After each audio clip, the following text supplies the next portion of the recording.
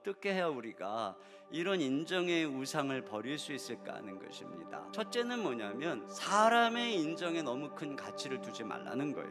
인간은 이상적인 존재가 아니에요. 그 사람이 나에 대해서 거절을 하거나 비난을 하는 것이 과연 옳은 것인가? 내가 못나서 그렇게 말하는 게 아니라 그 사람이 옳지 않아서 그렇게 말할 수도 있는 것이고, 실제로 그 사람이 나쁠 수도 있는 것입니다. 그들이 절대적 기준이 될 수가 없는 것입니다. 하나님도 아닌 그들에게 왜 내 삶의 모든 판단을 맡길 필요가 있겠느냐는 것입니다.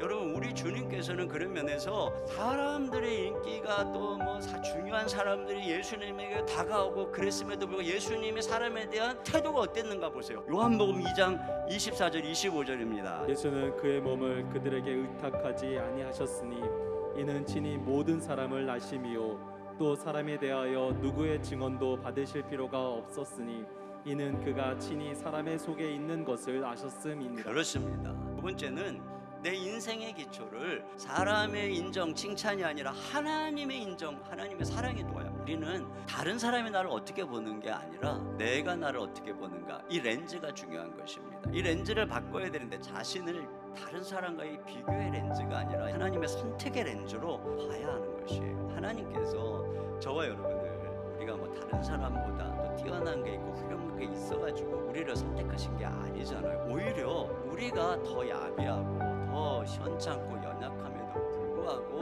하나님께서 그냥 전적인 그분의 주권으로 우리를 선택해서 사용하고 계시는 것, 이것이 은혜죠. 여러분, 인생은 경쟁으로 이루어지는 게 아니에요. 인생은 하나님의 선택과 주권에 달린 것입니다. 그렇기 때문에 우리에게 중요한 게 뭐냐, 누가 어쨌든 간에 나는 하나님 앞에서 내가 그분의 전적인 선택으로 은혜 받았다라고 하는 이 선택의 은혜, 이 렌즈를 가지고 은혜 자리에 머무는 것입니다. 마지막으로 인기가 아니라 부르심에 집중하라는 것입니다. 여러분, 예수님이 어느 날 새벽 미명에 하나님 앞에 가서 기도하시고 일어났을 때 제자들이 찾아오잖아요. 지난 밤에 예수님께 치유받은 동네 사람들이 지금 예수님 찾느라고 난리 났습니다. 주님 인기 지금 짱입니다. 빨리 가보십시오. 그때 예수님이 이렇게 말씀하세요. 마가복음 1장 38절입니다. 이르시되 우리가 다른 가까운 마을들로 가자. 거기서도 전도하리니 내가 이를 위하여 왔노라 하시고. 이게 무슨 얘기입니까?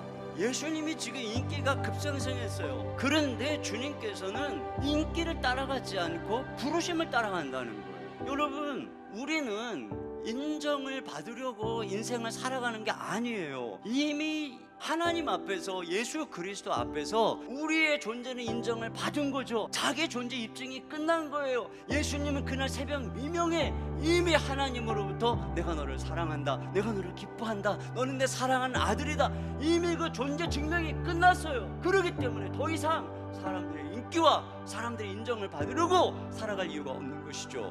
이게 우리의 삶인 것입니다. 우리는 어떻게 사는 것입니까? 부르심을 따라서. 오늘 주님이 왜 나를 불렀는가?